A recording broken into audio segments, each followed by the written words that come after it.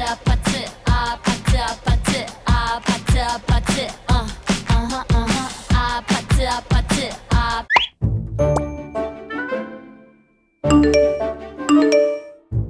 오, 왔다! 드디어 왔다! 블랙핑크 인형들 왔고, 응원봉 왔고. 응? 이게 뭐지? 윤수일? 별빛이 흐르는 다리를 건너 바람 부는 갈대 숲을 지나.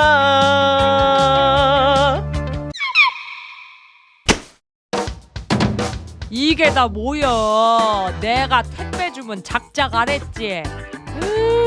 네 나이가 미친데 이런 걸 사? 그리고 요즘 제일 핫한 노래는 진짜 백인 거 몰라? 궁딩이가 어쩐다고 뭐라 하나요? 뱃살이 어쩐다고 뭐라 하나요? 내가 이것도 샀나? 이것저것 사가지고 기억이 안 나네. 어라? 앨범은 Y 기획사에서 샀는데 회사 이름이 왜 이러지? 금액은 이게 맞는데 기획사가 아니라 다른 데서 샀나? 이전에도 포스 페이먼트에서 결제했었네? 내가 여기서 뭘 산 거지? 안녕하세요, MC BOK입니다. 여러분, 이처럼 카드 내역에 물건을 샀던 온라인 사이트가 아니라 처음 보는 낯선 회사의 이름이 찍힌 적 있나요? 이 회사는 모두 페이먼트 게이트웨이로 PG라 불리는 전자지급 결제 대행사입니다. 이러한 결제 대행사들은 온라인 사이트의 결제창을 만들어 신용카드와 계좌이체, 무통장 입금 같은 다양한 방법으로 결제할 수 있도록 도와줍니다. 그리고 이러한 결제 정보를 암호화해 카드사와 은행에 보내기도 하죠. 이렇듯 실제로는 결제 대행사를 통해 거래가 이루어지기 때문에 카드 내역에는 결제 대행사의 이름이 찍히는 것입니다. 온라인 시장에서 중요한 역할을 맡고 있는 결제 대행사, 과연 어떻게 등장하게 된 걸까요?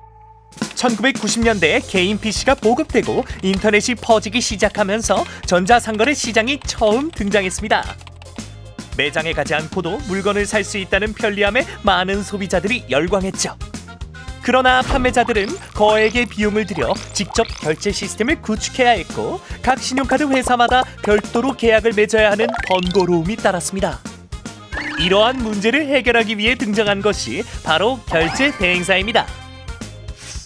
결제 대행사들은 판매자들을 대신해 카드사와 계약을 맺었고 결제 시스템도 구축했습니다. 소비자의 결제 정보를 카드사에 전달하고 카드사의 은행으로부터 돈을 받은 후 다시 판매자의 계좌에 입금되도록 시스템을 만든 것이죠. 판매자들은 결제 대행사와 계약을 맺기만 하면 별도의 과정 없이 편하게 온라인 결제 시스템을 이용할 수 있었습니다. 소비자들 역시 자신이 가진 카드가 어느 회사인지 신경 쓰지 않고 이용할 수 있어 편리했죠. 게다가 일부 결제 대행사들은 소비자가 물건을 직접 받아보고 확인한 뒤에 판매자에게 돈을 입금하기도 했습니다.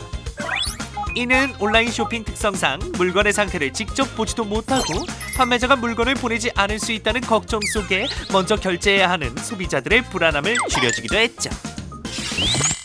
그러던 2014년 결제 대행사에 큰 변화를 가져오는 사건이 발생합니다.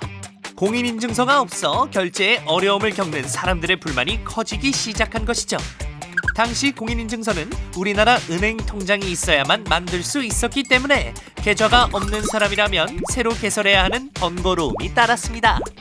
결국 공인인증서 의무 사용을 폐지하고 카드사만 갖고 있던 개인정보를 결제 대행사들이 직접 저장하고 처리할 수 있도록 허용하면서 간편 결제 시스템이 등장합니다.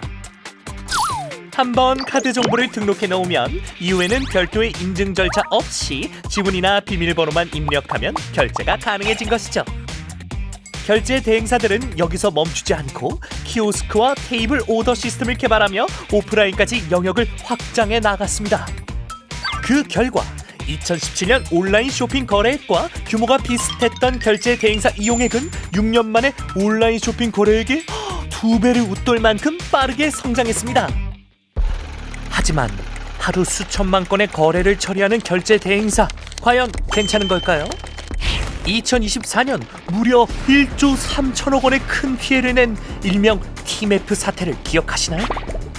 티몬과 위메프가 온라인 쇼핑몰이자 결제 대행사로 소비자의 돈을 받았지만 판매자에 대한 정산을 하지 않았고 결국 부도가 나며 큰 피해를 안긴 사건이죠. 자본주의의 바탕은 신뢰입니다. 특히 온라인 시장은 배면한 적 없는 타인을 향한 무한한 신뢰를 바탕으로 성장했죠.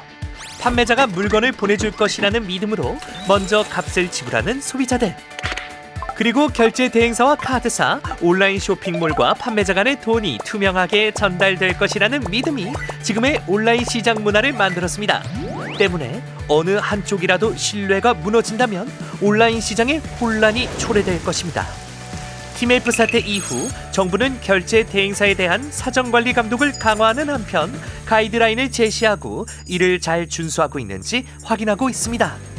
아울러 한국은행도 결제 대행 서비스 시장을 지속적으로 모니터링하는 동시에 이 시장이 안정적으로 운영되고 성장할 수 있도록 연구를 수행하며 유관기관과 협력하고 있습니다. 더 나아가 소비자의 돈이 여러 은행의 정산을 거쳐 판매자에게 잘 흘러가도록 돈의 고속도로인 한은금융망을 안전하게 관리하고 있습니다. 이제 카드 결제 알림에 낯선 회사의 이름이 찍힌 이유 이해되셨나요? 실제 구매 내역을 보고 싶다면 카드 명세서나 온라인 쇼핑몰에서 확인할 수 있답니다. 온라인 시장. 단순한 쇼핑이 아닌 그 밑바탕에는 신뢰의 가치가 새겨져 있음을 다시 한번 생각해 보자고요.